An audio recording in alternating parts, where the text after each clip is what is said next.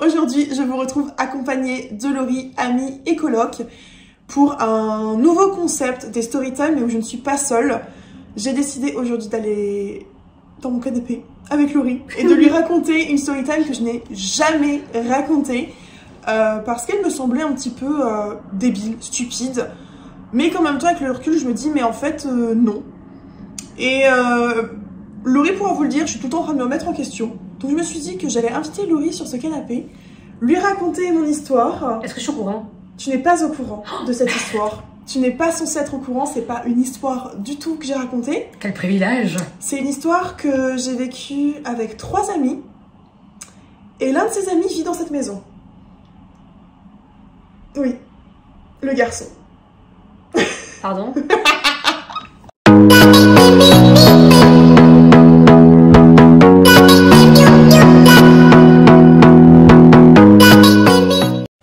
Attends. Il n'y a rien de sexuel, hein, c'est bon. Non, mais il va falloir que tu m'expliques en fait là. Ok. On est 4 dans la maison. Oui. On est 3 filles et un mec. Oui. Ok. Et bah ce mec était dans cette storytime. Alright. Tu as le droit de réagir, de m'interrompre, de me donner ton avis à tout moment. Ok. C'est un nouveau concept, c'est un peu bizarre, donc on va essayer. Est-ce que je dois avoir peur? J'ai déjà fini mon thé, donc du coup je peux me cacher dedans. Ok, donc cette histoire, elle remonte avant même que je te connaisse.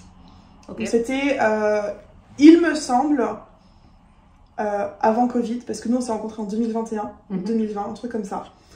Quand je suis arrivée en Angleterre il y a 7 ans, je faisais partie d'un groupe d'amis avec qui on faisait beaucoup de soirées.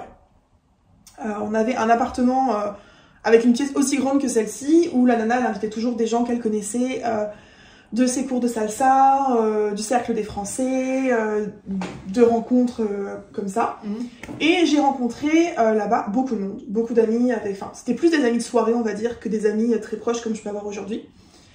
Et j'ai rencontré, déjà mon ex, cette nana avec qui j'étais très proche, qui ne font pas partie de cette histoire, ça c'est à part, et 2 mecs. Il y en a un, à la base, je me suis tout de suite pas du tout entendue avec lui. C'est-à-dire qu'on avait prévu un voyage, et que ce garçon, c'est un peu en mode, si j'ai pas de place dans la chambre, c'est ta faute, alors que j'ai prévenu pendant 3 jours que si vous ne louiez pas votre chambre, enfin votre lit dans la chambre d'hôtel, c'était une auberge de jeunesse, vous n'alliez pas avoir de lit. Et comme à cette époque-là, il n'avait pas eu le lit dans l'auberge de jeunesse, c'était ma faute, parce que j'avais, avec une partie du groupe, loué une chambre d'auberge. Okay. Donc, premièrement, ça n'a rien à voir avec l'histoire, mais en gros, avec ce mec, de base, on ne s'entendait pas.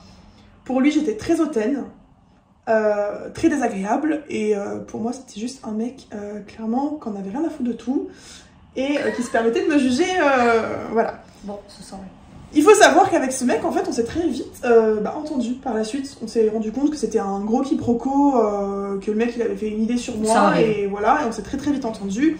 Et avec un de ses super potes, on a fait partie d'un groupe de jeux de société. Donc c'était tous les dimanches, on se retrouvait pour faire des jeux de société à Londres. C'est là où j'ai rencontré notre cher coloc. D'accord. Donc tous les dimanches, dans Londres, on était un groupe d'une petite quinzaine, on se retrouvait pour faire des jeux de société, mais à côté de ça, on a fait également des voyages. Je pense que tu connais mon amour pour les voyages. Oui. Je suis tout le temps en train de vouloir voyager. Of course. Et il faut savoir qu'en 2019, je prenais un ticket d'avion par mois. Quasiment.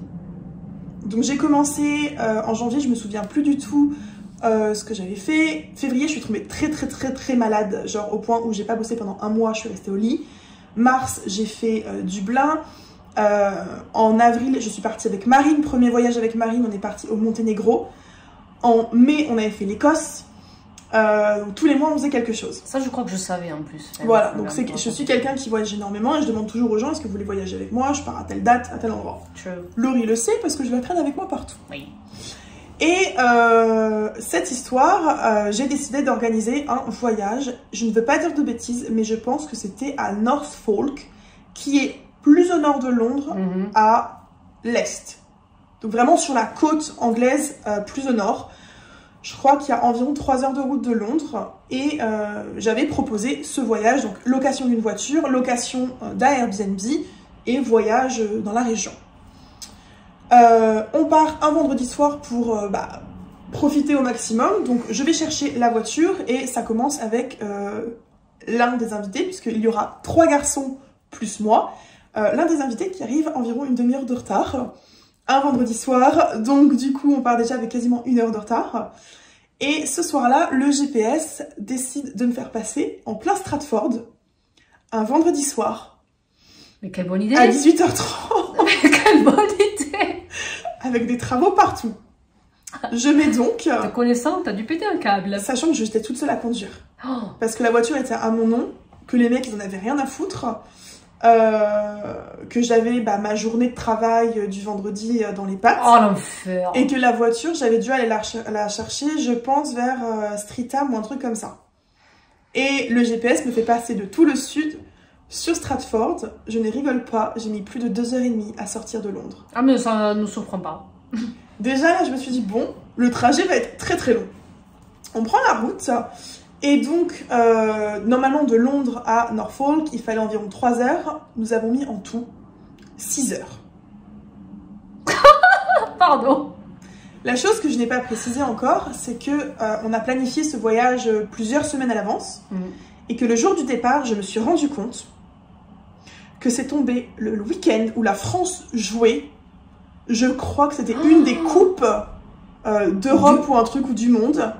Et la France jouait ce week-end-là. Je suis partie avec 3 mecs. Le week-end où la France jouait. Oh, wow. Je suis dans la voiture. J'ai 2 mecs à l'arrière qui sont sur leur téléphone en train de regarder le foot. Et un autre devant qui ne m'adresse pas la parole. Le voyage commence très très mal parce que je me dis, mon Dieu, moi je suis pas du tout dans le foot. J'ai quand même plusieurs heures de route à faire. Personne ne me parle. Je suis vraiment un taxi à ce moment-là, en fait. On met un petit peu de musique quand même. Et on va appeler le premier mec Paul. Parce qu'on va dire Pierre, Paul et Jacques, hein, en tant qu'à faire. Et le premier gars, donc Paul, c'est quelqu'un qui a une grande gueule. C'est quelqu'un à qui jamais personne dit stop. Jamais personne dit non. Genre, il a une prestance qui fait que les gens l'adorent, sauf que moi, en fait, je me rends compte petit à petit de quel genre de personne c'est. Et c'est pas forcément une personne très très positive. Attention, c'est quand même une des personnes qui m'a, dès le début, soutenue à fond sur YouTube. J'aurais jamais pensé, mais c'est une des premières personnes qui n'hésitait pas à faire de la pub pour moi, pour pouvoir m'aider à augmenter mes vues, qui partageait mes vidéos, qui me soutenait, qui me félicitait à chaque fois que j'avais une nouvelle centaine d'abonnés. Donc ça, sur ce point-là, c'était quelqu'un de génial à ce niveau-là, c'était vraiment gentil. Et je me disais, putain, il fait des choses vraiment cool. Le masque tombe. Nous sommes toujours sur la route pour Norfolk. Il commence à faire nuit. Il est... Évidemment.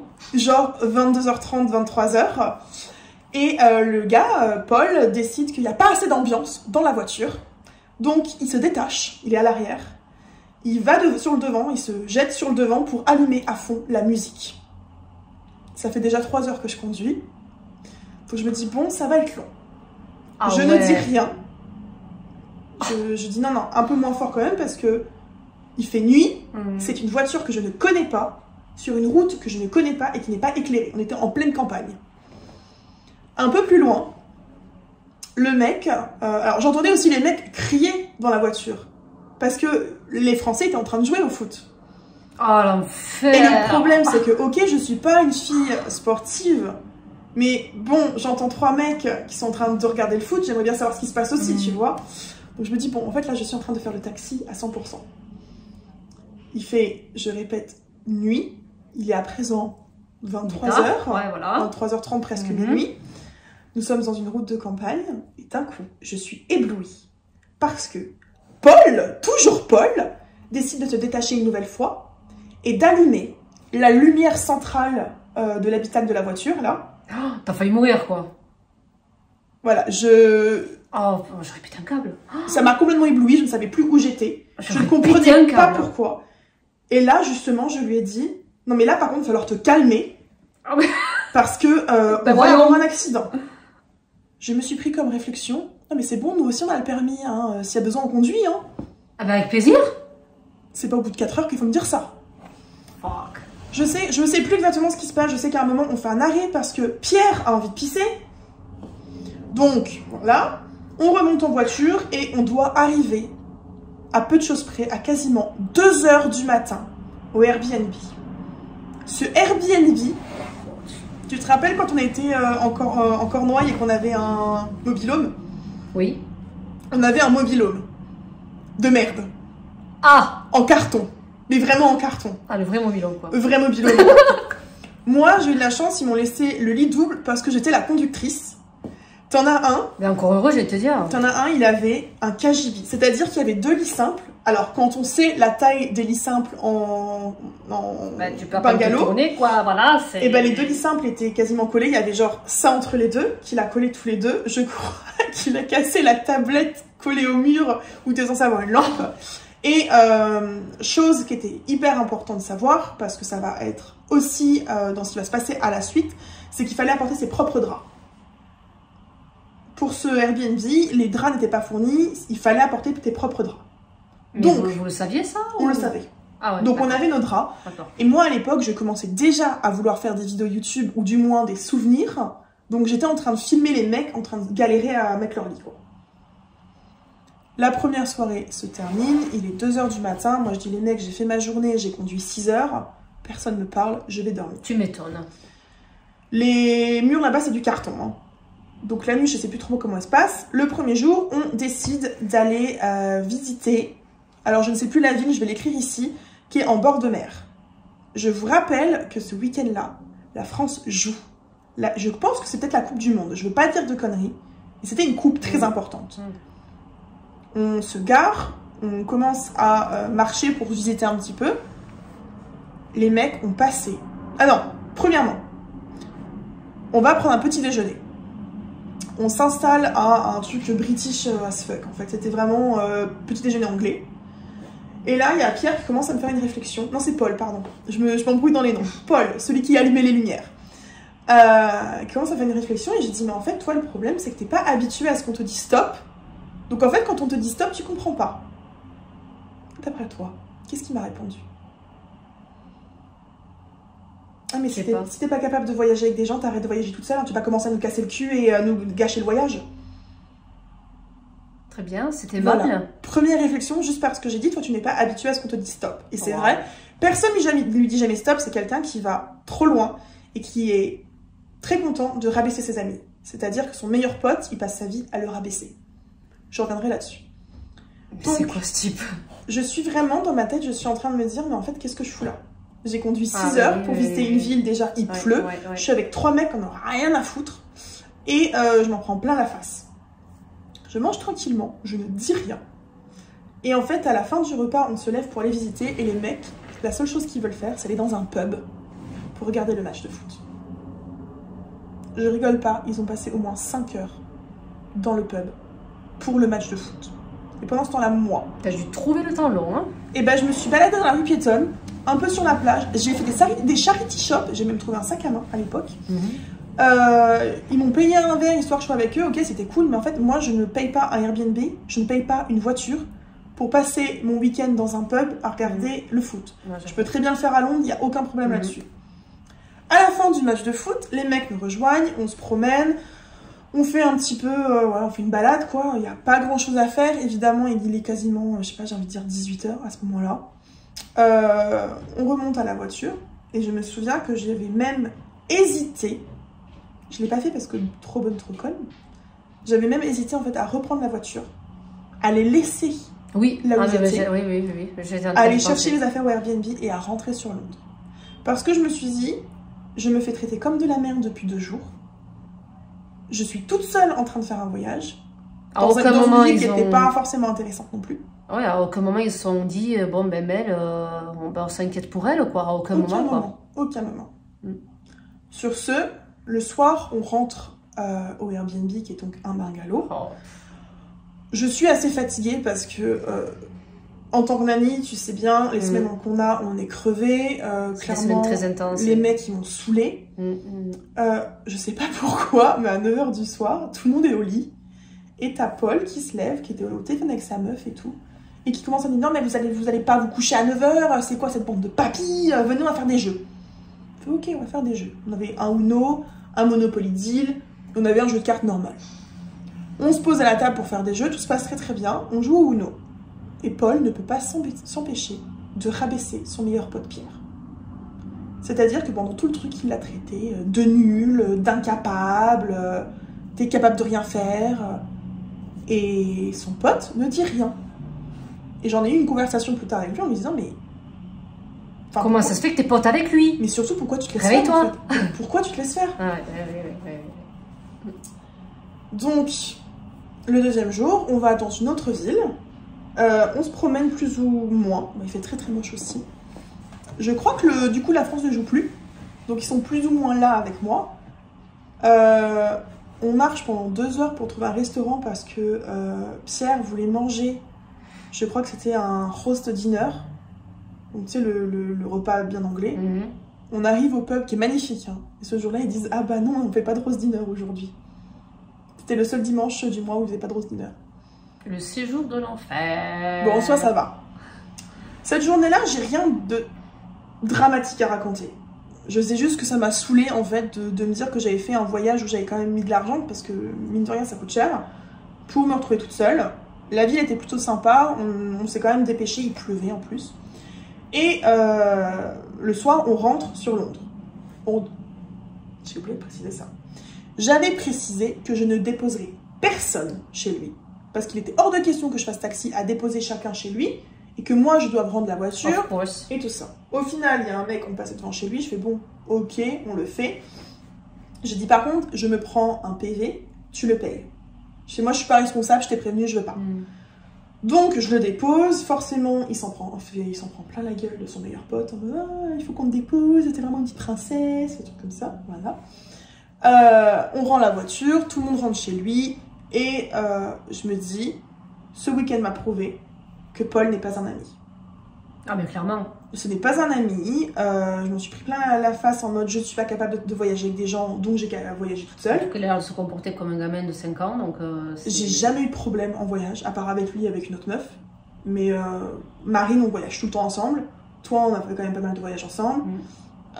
Généralement, on fait quand même des voyages assez loin. On ne voyage pas juste dans le pub d'à côté. Donc voilà. J'ai appris par la suite que Paul avait évidemment parlé de ce week-end et je m'étais fait défoncer comme quoi j'étais une fille horrible à voyager avec, que j'avais fait des réflexions, que si, que ça, juste parce que je lui avais dit non mais arrête un peu d'allumer la lumière ou de faire du boucan ou attache-toi ou... C'est un peu normal, tu conduis en fait donc... Voilà, donc ça c'était la première partie. À savoir que le Airbnb a essayé de nous enculer. En plus, en gros, j'ai reçu des messages de l'Airbnb et c'est pour ça que vraiment, quand vous allez dans un Airbnb, n'hésitez pas à vous filmer à votre arrivée. C'est très important et ça m'a sauvé la vie. Ah ouais. Parce que c'était un scam en fait, c'était une arnaque. Les gens qui avaient l'Airbnb envoyaient des photos, des coussins et des matelas. En mode, ils étaient dégueulasses. Comme si limite on avait pissé dessus, vous voyez. Et c'était, oui, on avait dit qu'il fallait apporter vos draps, vous l'avez pas fait. Mais vraiment, quand je vois l'état des matelas, sur les photos, c'était preuve, c'est genre des matelas qui n'ont pas été changés depuis 10 ans. Genre, tu sais, des taches jaunes et tout, de transpiration, de fluide corporel, des trucs comme ça. Mais ça, vous l'avez pas remarqué avant, du coup? C'était propre. En fait, je pense qu'ils ont un business d'arnaque. Oh putain. Parce qu'ils veulent qu'on paye. Et du coup, on me demandait de payer, je sais plus si c'était 200 ou 300 balles. Ben évidemment. Sauf que, moi j'avais filmé. J'avais filmé mes potes qui galéraient.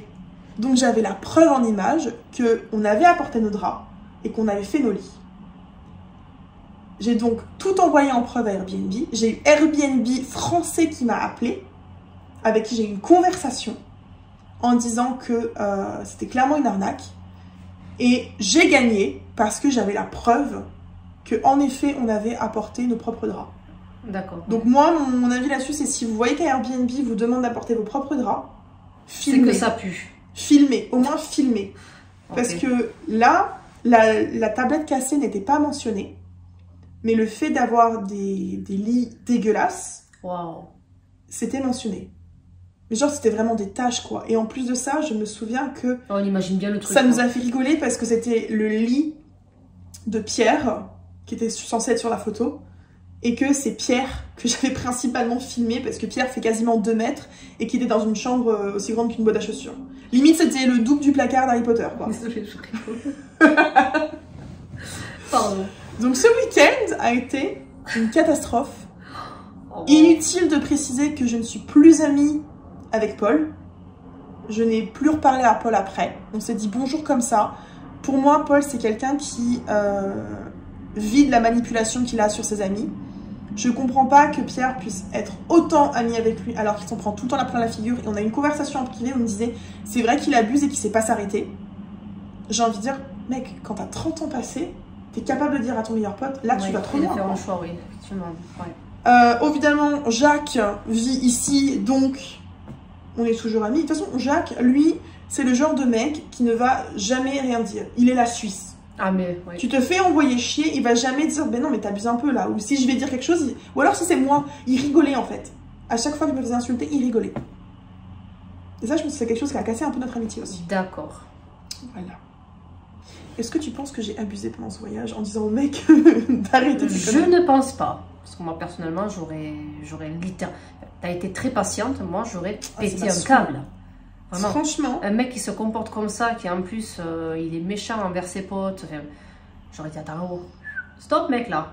Sincèrement, j'y pense très souvent en mode... Comment se serait passé la suite du voyage si j'avais eu les couilles de prendre la voiture et de me barrer? Et de les laisser juste comme ça. Ils auraient dû prendre un train, mais ils auraient dû prendre un taxi pour retourner au Airbnb, prendre leurs affaires. Parce que je me suis dit, ils avaient tellement peu de respect pour moi. En fait, j'ai été idiote de juste les attendre. Je pense, oui. Mais je suis pas quelqu'un de méchante. Je me voyais pas les abandonner quand même. C'est délicat, mais... Voilà. Ça, c'est la story time que je t'avais jamais racontée à personne. Je te l'avais jamais racontée? Non, jamais.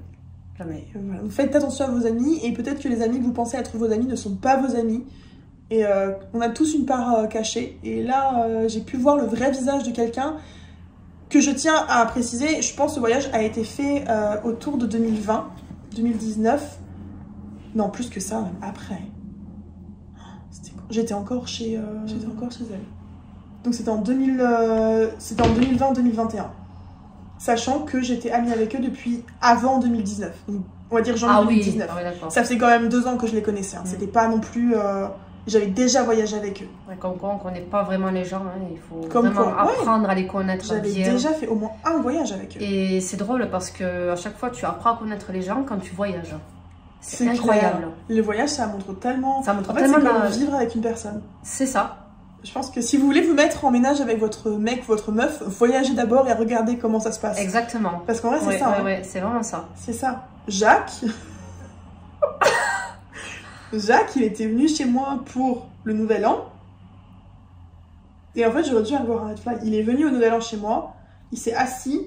C'est son pote et moi qui avons préparé la table pour faire à manger les 2 jours. Il n'a pas touché à un truc. Il n'a pas débarrassé. Il n'a pas mis la table. Il n'a pas fait à manger. On a mangé raclette, hein, c'était pas compliqué. Ah oui, d'accord. Voilà. Et aujourd'hui, on vit avec Jacques qui ne fait pas le ménage. Oui. À la semaine prochaine!